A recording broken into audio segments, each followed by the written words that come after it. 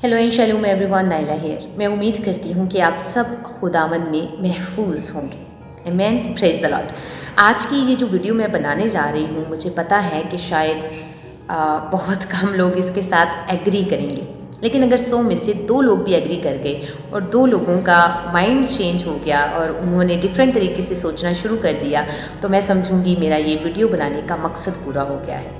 आमीन, praise the Lord. चलिए time waste नहीं करती। मेरी जो वीडियो का टाइटल होगा वो है एक्सेप्ट देम बैक, उन्हें वापस कबूल करें। आमीन। अच्छा, अब ऐसा है कि इस वीडियो को मैं स्टार्ट करने से पहले आपको एक एग्जांपल दूंगी, प्लीज़ ध्यान से सुनिएगा। इस तरह से है कि अगर मेरा बेटा है और मैं अपने बेटे को कहीं पर भेज रही हूँ, डेफिनेटली आप हमेशा अपने बच्चों के साथ नहीं रहते हैं। आपको ज़िंदगी में उन्हें ट्रैवल करने के लिए या ज़िंदगी गुजारने के लिए ट्रेंड करना पड़ता है कि वो किस तरह से लाइफ को गुजारें। अब फॉर एग्जांपल मैं एग्जांपल देने लगी कि एक रास्ता है जिस पर मेरे बेटे को जाना है या बेटी को जाना है, तो मैं सोचूंगी कि इसको जिस रास्ते पर जाना है उस रास्ते पर ये प्रॉब्लम्स हैं। मतलब वो रास्ता थोड़ा मुश्किल है, आसान रास्ता नहीं है, तो मैं उसको समझाऊंगी, इंस्ट्रक्ट करूंगी। क्यों? क्योंकि मैंने ये जो एज गुजारी है ना, मैं उस रास्ते से गुजर के आई हूँ, मेरा अच्छा एक्सपीरियंस है। तो मैं अपने बच्चे को बताऊंगी कि जब तुमने इस रास्ते पर जाना है ना, तो केयरफुल रहना है, रास्ते में ये प्रॉब्लम्स आएंगी। और हाँ, याद रखना, जब तुम वहाँ करके कहीं पहुँचोगे ना, वहाँ पे एक खाई भी होगी, तो प्लीज़ बहुत ख्याल रखना और बड़ा केयरफुल होके खाई में से मतलब साइड से गुजर जाना। और इस बात का ध्यान रखना कहीं गिर ना जाओ, अगर गिरोगे तो ये मसले हो जाएंगे, तो इसलिए इसका ध्यान रखना। अब मैंने बीइंग ए मदर अपना ये फ़र्ज़ पूरा कर दिया कि मैंने उसको समझा दिया। अब मैंने फ़र्ज़ तो पूरा कर दिया, लेकिन मुझे इस बात का ख्याल रखना है और इस बात को रिपीट करते रहना है, क्योंकि मुझे पता है कि वो मेरा बेटा या बेटी बच्चे हैं, वो अभी इस बात को अच्छे से अंडरस्टैंड नहीं करते। वो समझ तो गए हैं, सुन लिया है उन्होंने, पता नहीं अमल भी कर रहा होगा कि नहीं, ये मेरी फ़िक्र बनती है और मैं उसका ख्याल रखूँगी, डेफिनेटली रखूँगी। और स्पेशली जब मैं सोचूंगी कि वो कहीं खाई में तो नहीं गिर जाएगा, तो मैं उसको बार बार कहती रहूँगी, कॉल पे देख के, या अगर वो घर आता है या आती है तो डेली उसको कहती रहूँगी। तो ये मेरी ड्यूटी है, ये मेरा फ़र्ज़ है कि मैंने उसको ऐसे इंस्ट्रक्ट करते रहना है, उसको समझाते रहना है। और बाइबल भी यही फरमाती है कि बच्चे ने जिस रास्ते पर जाना है ना, उसके बारे में आपने उसकी तंबीह करनी है, और इसके लिए अगर मुझे छड़ी का भी इस्तेमाल करना पड़ता है तब भी करो। ओके फाइन, मैंने अपनी सारी जिम्मेदारियाँ पूरी करने की पूरी कोशिश की। अब मेरे बच्चे को पता था कि मेरी मदर ने मना किया हुआ है। अब हर एक बच्चा एक तरह का नहीं होता, कुछ बच्चे बड़ा केयरफुली उस चीज़ को लेकर चलते हैं, कुछ बच्चे भूल जाते हैं, कुछ बच्चे उस रास्ते में और भी लोग मिलेंगे, और भी चीज़ें होंगी, तो भटक जाते हैं। अब हर तरह के बच्चे होते हैं, लेकिन पेरेंट्स का दिल, उनकी सोच, उनकी अक्ल एक जैसी होती है ना, वो फिक्र ही करते हैं अपने बच्चों की और प्यार ही करते हैं, डेफिनेटली। ऐसे ही फॉर एग्ज़ाम्पल, अब जो मेरा बेटा है या बेटी है, वो इतना कॉन्शियस नहीं रहा। मैंने उसको मना किया था, मैंने उसे कहा था कि अगर खाई में गिर जाओगे तो उसका बड़ा नुकसान होगा, लेकिन ड्यू टू एनी रीज़न, किसी भी वजह से वो उसने मेरी बात याद नहीं रही या वो किसी और की बातों में आ गया और वो खाई में गिर गया। अब मेरा क्या रद्द अमल होगा? डेफिनेटली मैं क्या करूँगी? मैं भागूंगी। मुझे पता चला मेरा बेटा खाई में गिर गया, मैं भागती जाऊंगी, मैं उसे उस खाई में से निकालूंगी। ना सिर्फ निकालूंगी, जब मैंने उसे निकाला, ओ माय गॉड, वो तो बहुत ज़्यादा गंदा हो गया है, सारे कपड़े कीचड़ से भर गए हैं, अब शायद उसको सांस लेना भी मुश्किल हो रहा है, प्रॉब्लम हो रही है। क्या करूँगी? फ़ौरन से मेडिकल एड लूँगी, अगर उसे कोई चोट लगी है या कुछ भी, मेडिकल की आप ट्रीटमेंट ले लूँगी, उसको साफ़ करूँगी, उसके कपड़े चेंज करूँगी, नए कपड़े पहनाऊँगी, सब कुछ करूँगी। डरा होगा, सहमा होगा, गले लगाऊँगी, मैं उसको बोलूँगी इट्स ओके, मैं हूँ यहाँ पर, कोई बात नहीं, मैंने तुम्हें कहा था ध्यान रखना, लेकिन तुम नहीं रख सके, कोई बात नहीं, गलतियाँ होती हैं, गलतियाँ हो जाती हैं, कोई बात नहीं, मैं हूँ ना यहाँ पर, प्लीज़ परेशान नहीं हो। और मैं उसको दोबारा से रिहैबिलिटेट करूँगी। रिहैबिलिटेट का मतलब होता है उसको वैसे ही दोबारा जैसा कि वो खाई में गिरने से पहले था लेके आऊँगी, और उसके लिए उसको जो भी चीज़ें दरकार होंगी, जिस चीज़ की भी ज़रूरत होगी, वो उसको पूरा करूँगी, बगैर क्रिटिसाइज़ किए, बगैर मलामत किए, मोहब्बत से उसको पास रखूँगी और उसको दोबारा इंस्ट्रक्ट करूँगी। और ये भी करूँगी कि ये रास्ता तुम्हारा ही है, तुमने इसमें जाना है, ओके फाइन, फिर से तैयार हो, फिर से गुजरो, प्लीज़ मेरी बातों का ध्यान रखना और आइंदा ऐसा ना करना, और अगर हुआ तो फिर भी मैं तुम्हारे साथ हूँ, मैं तुम्हें कभी नहीं छोड़ूंगी। ये पेरेंट्स का रद्द अमल हो। जी, तो मैंने बड़ी डिटेल के साथ बता दिया कि पेरेंट्स किस तरह से अपने बच्चों को गलती में गिरने के बाद भी माफ़ करते हैं और उनको एक्सेप्ट कर लेते हैं, और ना सिर्फ एक्सेप्ट करते हैं बल्कि उनको फिर से रिहेबिलिटेट करके दोबारा से उस रास्ते पर चलने के काबिल बना देते हैं। आमीन, प्रेज द लॉर्ड। ऐसे ही सेम, इससे कहीं ज़्यादा बढ़कर खुदा हमसे मोहब्बत करता है। अगर उसके बच्चे भटक जाते हैं, उसकी इंस्ट्रक्शंस जो बाइबल मुकद्दस में दी हैं उनको बताया है खुदा ने, वो उनको फॉलो करने की कोशिश भी करते हैं, बट वो गुनाह में गिर जाते हैं और खुदा इस बात को जानता है। दैट्स वाई जीसस क्राइस्ट के ज़रिए से उन्होंने हमें माफ़ करने का एक रास्ता दे दिया और कहा कि एनी टाइम वापस आओ, मैं माफ़ करूँगा, मैं एक्सेप्ट करूँगा। जीसस क्राइस्ट ने अपनी लाइफ से भी इसको साबित किया। अब हम क्या करते हैं? अब जब हम खुदा से माफ़ी को तो हासिल कर लेते हैं, लेकिन हम दूसरों को माफ़ नहीं करते हैं। सो मैंने कहा था कि मेरा जो टॉपिक रहेगा वो है एक्सेप्ट देम बैक। मैं उन लोगों के लिए बात करने लगी हूँ जो लोग भटक जाते हैं, गिर जाते हैं गुनाह में, या किसी ना किसी रीज़न की वजह से, लालच में, इश्क मशूकी में, या किसी की बातों में आकर, या अपनी फैमिली से स्ट्रेस में आकर, गुर्बत की वजह से, पैसे को देख के, किसी भी वजह से अगर वो अपनी रिलीजन को लेफ्ट कर जाते हैं, छोड़ जाते हैं, अपने फेथ को छोड़ जाते हैं, गैर कौम में चले जाते हैं। मीन्स ये जो मेरी first part of the video में है कि वो खाई में गिर गए। इंस्ट्रक्शंस भी थी, पेरेंट्स ने भी पूरी कोशिश की। अगर पेरेंट्स का कहीं पर कोई कमी रही है तो फाइन, उनको पूरी करनी चाहिए, बट अगर उन्होंने पूरी कोशिश की फिर भी बच्चे गलती कर गए, हो गया, सब खाई में गिर गए। अब ये 99.9% श्योरिटी है कि जो बच्चा खाई में गिरेगा, अपना फेथ, मैं क्योंकि बींगे मसीही बात कर रही हूँ, तो अगर मसीहियत को छोड़कर वो कहीं जाएगा, मैं फिर से कहूँगी 99.9% लोग जब उस खाई में गिर जाते हैं, फेथ से गिर गए, नॉन बिलीवर्स में चले गए, गुनाह में गिर गए, तो मैं कहूँगी वो चोट भी खाते हैं, उनको तकलीफ़ भी होती है, वो गंदगी का सामना भी करते हैं और हर चीज़ वो फेस करते हैं। फिर क्या चाहते हैं वो? जब वो खाई में गिरे हुए हैं, डेफिनेटली वो देख रहे होते हैं, प्लीज़ हमें कोई बचा ले, फ़ाइन, हमसे गलती हो गई, क्या कोई है यहाँ? क्या हमें कोई पकड़ कर बाहर निकालेगा? क्या हमें कोई बचा सकता है? ठीक है, मेरी अपनी गलती है, मैं मानता हूँ, प्लीज़ मेरी मदद करें। फ़ाइन, ठीक है। अगर आपके बच्चे, आपके रिलेटिव एक मसीही होने के नाते, हम सब एक बदन है, कोई हमारा अपना, हमारे जिस्म का एक हिस्सा गिर गया है नीचे और वो कहता है कि मुझे लिफ्ट अप किया जाए, मुझे निकाला जाए, और वो इंतज़ार कर रहा है, तो हमारा क्या रोल बनता है? रहो इधर ही, तुम्हारा यही हाल है, तुमने यहीं पर रहना है, क्यों किया था ऐसे? तुम जानते थे ऐसा नहीं करना, तुम्हें पता था, बाइबल में लिखा है, चर्च में बताते हैं पेरेंट्स, मैंने तुम्हें बताया था, क्यों तुमने ऐसा किया? नहीं, हमारा ये रोल नहीं होना चाहिए। मैं कहूँगी जो मेरा टाइटल था, एक्सेप्ट देम बैक। भाई हमारा काम क्या है? हमारा काम है कि हमने उनको निकाल कर वापस लेके आना है, उनको बाहर निकालना है। मैंने अपनी पहली वीडियो में कहा, मेरा बेटा था, खाई में गिर गया, मैंने उसे साफ़ किया, अगर उसके लिए किसी मेडिकल एड की ज़रूरत थी मैंने वो हासिल की, उसको नए कपड़े दिए, नया सब कुछ, मुशर्रफ बेटी की तरह, और फिर उसको गले लगाया, उसको प्यार किया और उसको कहा फ़ाइन, ये हो गया, लेसन हासिल करो और आइंदा ये गलती ना करना। जबकि मैं बीइंग ए मदर, जैसे कि खुदा, वो भी रेडी हूँ कि अगर ये दोबारा गलती करेगा या करेगी तो मैं तब भी इसको कबूल करूँगा और दोबारा से इसको रिहेबिलिटेट करूँगा। मैं बार बार रिहेबिलिटेट का वर्ड यूज़ करती हूँ क्योंकि ये बड़ा खूबसूरत वर्ड है, इसमें काफ़ी चीज़ें कवर हो जाती हैं। रिहेबिलिटेट का मतलब है ना सिर्फ उसकी ज़रूरतों को पूरा करना है, बल्कि उसको दोबारा ज़िंदगी की तरफ लाने के लिए जिन जिन चीज़ों की ज़रूरत है वो भी आपने उनको मुहैया करनी है। फाइन, तो ये हमारा रोल होना चाहिए, ना कि हम कहें अच्छा किया, यही होना चाहिए था तुम्हारे साथ, इधर ही रहो, सीखो, फाइन कुछ भी।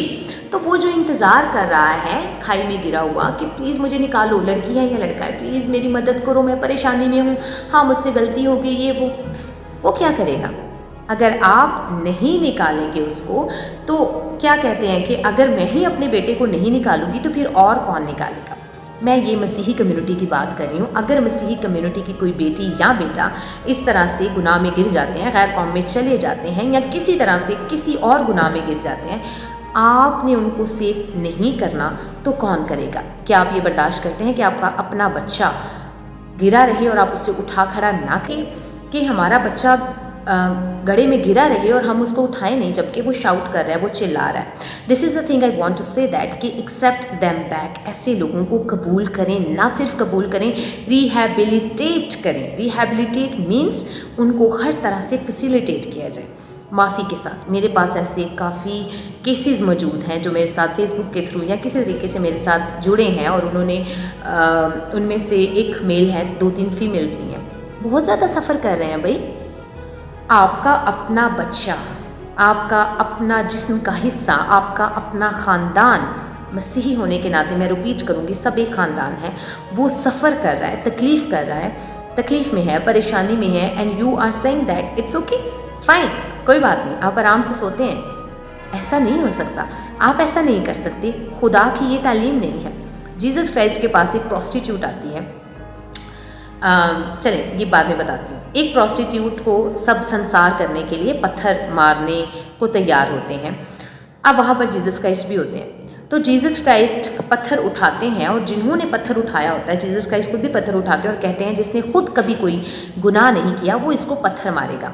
क्या होता है, सब अपना पत्थर नीचे फेंक देते हैं और चले जाते हैं। प्रोस्टिट्यूट जीसस क्राइस्ट के पास आती है और कहती है क्या हुआ, तो जीसस क्राइस्ट क्या कहते हैं, उससे कोई क्वेश्चन ही नहीं करते, पूछते नहीं क्या किया था तुमने, क्यों किया था ये, अच्छा है तुम्हारी यही सज़ा थी, तुम्हारे साथ यही होना चाहिए था। ये वही है जो खाई में गिरी हुई है। जीसस क्राइस्ट सिर्फ उसको उठाते हैं। पता कैसे उठाते हैं, खुद भी झुक जाते हैं, बैठ जाते हैं। अगर आपने ये मूवी देखी होगी, नीचे बैठ जाते हैं और उसको बड़ी हम्बली ऐसे बाजुओं से पकड़ते हैं और उसको उठाते हैं। खुद भी साथ बैठ के उठ के खड़े होते हैं। इतनी हम्बलनेस, झुकना है भाई आपने उस बंदे को जो गड्ढे में गिरा हुआ है, झुक के उसको निकालना है। ऐसे नहीं खड़े खड़े मैं कोशिश कर रहा हूँ, फाइन, तुम नहीं निकल पा रहे, मैं कोशिश कर रहा हूँ, नहीं, वो झुकते हैं, बैठते हैं, उसको उठाकर खड़ा करते हैं। और पता है उसको क्या कहते हैं, जा फिर गुनाह ना करना। आमीन। कलाम फरमाता है अपने भाई को एक दिन में 7 से 70 दफ़ा माफ़ कर दो। Praise the Lord, praise the Lord. हम सिर्फ परफेक्ट नहीं हो सकते, हम इस तरह करने की कोशिश करते हैं हर दिन, जबकि हम गुनाह करते हैं, गलती में गिरते हैं। हम भी तो गुनाहगार हैं, गुनाह की एक टाइप डिफरेंट होती है, बाकी हम सब गुनाह करते हैं, हर तरह की गलतियाँ ख़ताएँ करते हैं, बार बार करते हैं। हमें खुदा माफ़ करता है, हम दूसरों के साथ ऐसा क्यों नहीं करते? कॉन्शियस होने की ज़रूरत है। मैंने कहा पहले पार्ट में कि मेरा जो बेटा है वो गिरेगा तो मैं उसको निकालूंगी। ऐसे खुदा हमसे मोहब्बत करता है मसीही होने के नाते, और इवन बाइबल मुकद्दस के मुताबिक हमें तो हर एक के साथ ऐसे रहना है, अपने दुश्मनों के साथ भी, सिर्फ अपने रिश्तेदारों, खूनी रिश्तों, ब्लड रिलेशनशिप्स के साथ नहीं, सबके साथ कोशिश करते रहना है। गुस्सा भी करें, हो जाती हैं गलतियाँ, आप ख़ताएँ भी करते हैं, आप बुरा बिहेव भी कर जाते हैं, लेकिन अपने आप को फिर से खुदा के कलाम के मुताबिक ले जाएं, खुद को अच्छे बिहेव में ढालें, दूसरे बंदे को भी माफ़ करें। ना सिर्फ माफ़ करें, अगर कोई इस तरह की बदी में गिर जाता है उसको पूरी कोशिश के साथ निकालें, सामने रखें, उससे प्यार करें, उसको रिहैबिलिटेट करें। फाइन, ये आपकी ड्यूटी है, हम सबकी ड्यूटी है। देखें, एक पर्सन जो नॉन बिलीविंग रिलीजन में चला गया, या वो आप अपने फेथ से हट गया, या किसी और गुनाह में गिर गया, अगर आपने उसको नहीं संभालना, आपने उसको मदद नहीं करनी, तो फिर कौन करेगा?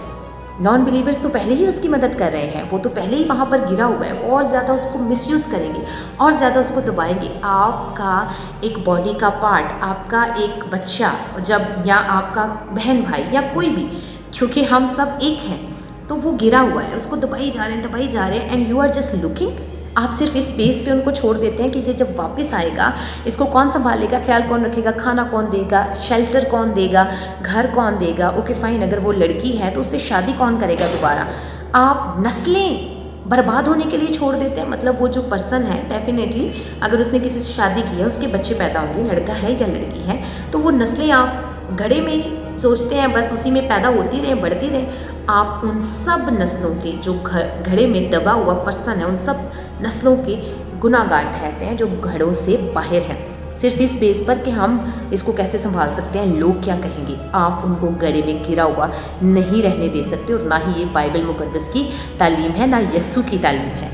आपको जी हाँ, यस्सु मसीह की यही तालीम थी। यस्सु मसीह ने कहा कि मैं किस लिए आया हूँ, मैं गुनाहगारों के लिए आया हूँ। क्यों? क्योंकि तंदुरुस्तों को तबीब दरकार नहीं है बल्कि बीमारों को है। और चर्च एक ऐसी जगह है जहाँ पर बीमारों को रिहेबिलिटेट किया जाता है, जहाँ पर बीमारों की ट्रीटमेंट की जाती है। चर्च में परफेक्ट लोग तो नहीं आते ना। और पहली बात, परफेक्ट तो कोई है नहीं है। हमें मौका मिल जाता है, अगर कोई गुनाह में गिरा है तो उसको और ज़्यादा क्रिटिसाइज़ करके और ज़्यादा हम उसको डंप करते जाते हैं गुनाह के अंदर। कोशिश ही नहीं करते वो बाहर निकले। फिर सोचते हैं हाँ 1-2 दफ़ा कहा था, वो तो सुनता नहीं है, वो सुनती नहीं है। भाई आपको कोशिश करनी है। अगर आपका बेटा और बेटी आपकी नहीं सुनते, वो खाई में गिरे हुए हैं, गिरे पड़े रहना चाहते हैं, ओके फाइन, वो कह भी नहीं रहे प्लीज़ मुझे बाहर निकालो। आपको पता है कि वो खाई में है, आपको पता है कि इसका फ्यूचर क्या होगा, आपको पता है कि अगर ये इधर ही गिरे रहे तो ये खुद भी गुनाह में गिरेंगे, खुदा की बादशाहत से दूर जाएंगे, अपने बच्चों को, आने वाली नस्लों को खुदा की बादशाहत से दूर लेके जाएंगे। मैं कहूँगी आपने उनको भी निकालना है जो बाहर आना नहीं चाहते। This is your role. यीशु मसीह ने कहा जाओ और तमाम दुनिया को खुशखबरी की मुनादी करो, उनको शागिर्द बनाओ। मैं यहाँ पर सिर्फ उनकी बात कर रही हूँ जो मसीही होने के नाते गिरे हुए हैं। अभी तो हमारी ड्यूटी इससे कहीं ज़्यादा है। जो भी मसीहियत में आता है वो आपकी बॉडी का एक हिस्सा बन जाता है, वो आपकी बॉडी का एक पार्ट बन जाता है। अभी तो गैर कौम के लोग अगर हमारी कम्युनिटी का मसीहियत का हिस्सा बनते हैं, ईमान में आते हैं, उनके बारे में तो मैंने बात ही नहीं की।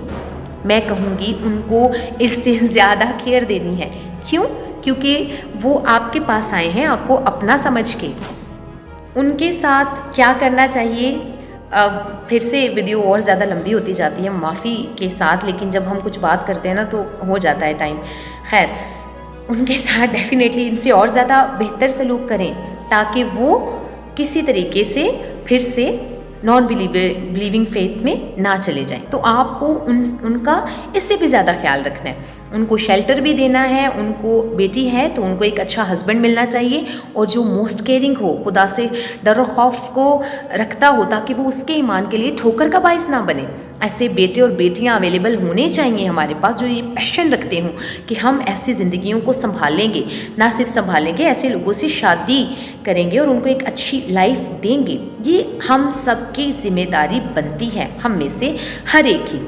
मैंने अभी जो वीडियो ये 4th पार्ट हो गया है उसमें जो बात की है, मैंने तो बिलीवर्स की बात की है कि एक मसीही अगर नॉन बिलीविंग फेथ में चला जाता है तो उनको हमने एक्सेप्ट देम बैक करना है। अगर वो आना नहीं भी चाहते तब भी आपकी कोशिश होनी चाहिए कि ये ज़िंदगी बच जाए। क्यों बच जाए? क्योंकि खुदा चाहता है किसी की हलाकत ना हो बल्कि सबकी तौबा तक नौबत पहुँचे। लेकिन हम क्या कर रहे होते हैं? हम तो अपने झमेलों से नहीं बाहर निकलते, हम तो अपने चीज़ों में फंसे पड़े हैं। हमें खुद ही नहीं समझ आ रही हमने कैसे निकलना है चीज़ों से बाहर, तो हमने किसी को क्या हेल्प आउट करना है। देखिए, हमारा जो बेसिक मकसद है ना इस दुनिया में आने का, वो है खुदा के अहकामात के मुताबिक अमल करना, जाना और तमाम दुनिया को खुदा के शागिर्द बनाना और उन्हें बाप बेटे रूह कुद्दूस के नाम से बपतिस्मा देना ताकि कोई हलाकत ना हो। दिस इज़ अ जर्नी, ये हमारा सफ़र है और आखिरकार हमने इसको ख़त्म करके खुदा की बादशाहत में जाना है। वो हमारी डेस्टिनेशन है और हमें वहाँ तक जाते जाते जितने लोगों को हो सके उनको इकट्ठा करना है। आप भी आएँ, नजात को हासिल करें प्लीज़ प्लीज़, क्योंकि इस जीसस क्राइस्ट के बगैर नजात नहीं है। प्लीज़ आप भी आएँ। और अगर हमारा अपना कोई जंप करके कहीं और चला जाता है तो उसके लिए तो मैं कहूँगी दोनों हाथों से जाना है, उसको पकड़ना है। और अगर कहीं से जंप करके मसीहियत में लोग आते हैं तो उनको फुल केयर देनी है, फुल प्रोटेक्शन देनी है। प्लीज़ मैं आपको कहना चाहूँगी हमारे मसीही इदारों को ऐसे शेल्टर होम बनाने चाहिए जहाँ पर आम लोग अगर उनको एक्सेप्ट नहीं करते तो उनके पेरेंट्स उनको एक्सेप्ट नहीं करते, आप उनको एक्सेप्ट करें। ऐसे लोग जो गैर मसीही हैं, मसीहियत में आते हैं, उनको प्रोटेक्शन देनी चाहिए। काफ़ी ज़्यादा लोग हेल्प आउट करते हैं चंदों के ज़रिए, नजरानों के ज़रिए से। ऐसे शेल्टर होम बनाए जाए जहाँ पर लोगों को फैसिलिटेट किया जाए, जहाँ पर उनको एक अच्छी मसीही ज़िंदगी दी जाए, उनकी बेसिक नीड्स पूरी की जाए। ऐसा ना हो कि कोई हमारा बिहेव देखकर, मतलब उनकी ज़रूरतें ज़िंदगी पूरी नहीं हो रही, आपके फेथ में आके या ठुकराए हुए भटके हुए लोगों जब वापस आते हैं उनको लोग कबूल नहीं करते, उनकी ज़रूरतें पूरी नहीं करते, उनको एक अच्छी लाइफ नहीं देते। तो हम सब इस चीज़ के ज़िम्मेदार हैं कि उनके ईमान में ठोकर का बाइस बनेंगे और हमारी वजह से वो लोग अगर दोबारा नॉन बिलीवर बन जाते हैं तो उसके हम सब जिम्मेदार हैं, हम सब गुनाहगार हैं। हम सब की जिम्मेदारी है कि उनकी ज़रूरतें ज़िंदगी शेल्टर प्रोवाइड किया जाए।